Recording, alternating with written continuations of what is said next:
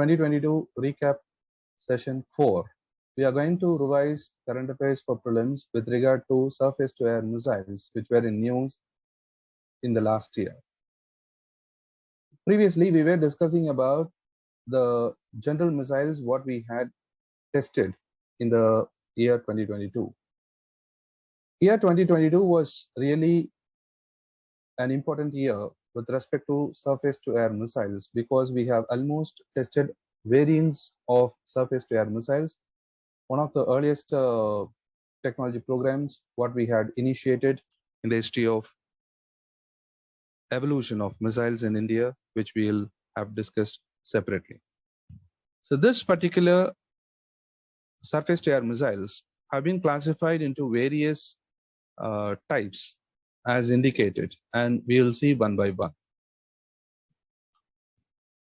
For surface-to-air missiles to be quick in reaction, because we are going to launch a missile from the surface to attack the targets, the aerial targets, which can be a missile, an aircraft, or a guided bomb, or it can be helicopters, or it can be any other warhead which is approaching the particular country or a particular place.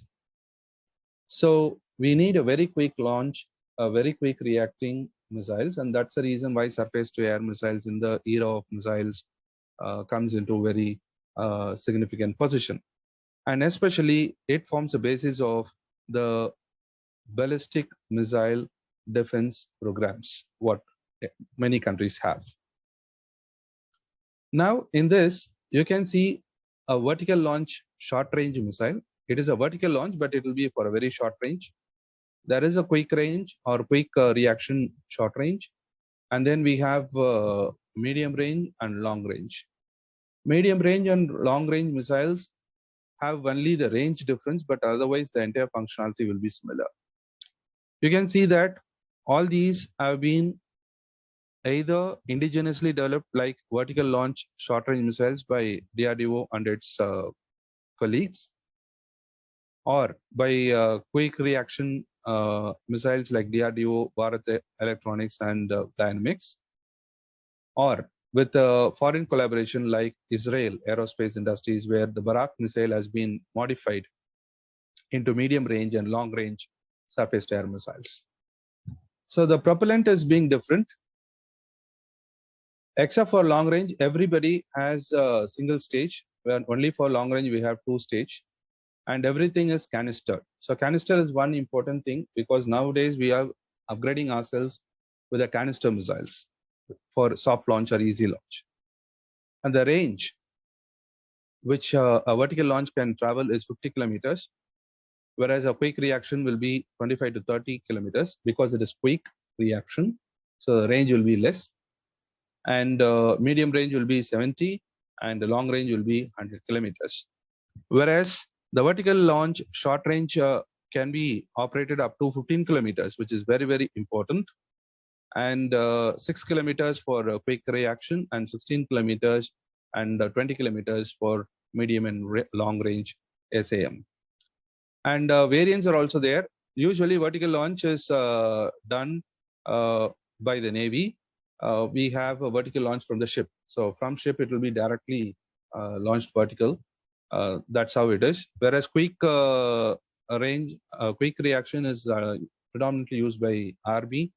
And that's the reason we have all-weather, all-terrain, anti-jamming facilities are present.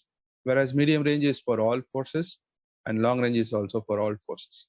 So all-weather capability is one of the common feature what we are trying to provide for all missiles what we possess.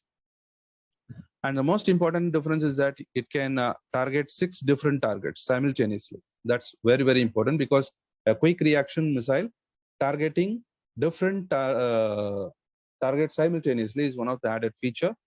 And it can be used for different aerial threats. So all these can be used for different aerial threats. And different payload capacities are also there according to the need. And you can see these missiles can travel at a speed from 2 Mach to maximum 4.7 Mach.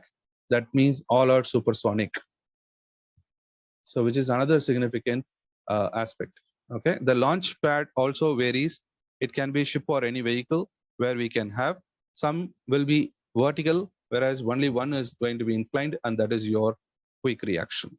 So these are some of the major points which you need to remember with respect to all these four. And the first three have been tested in India last year. That is vertical launch, quick reaction, medium range.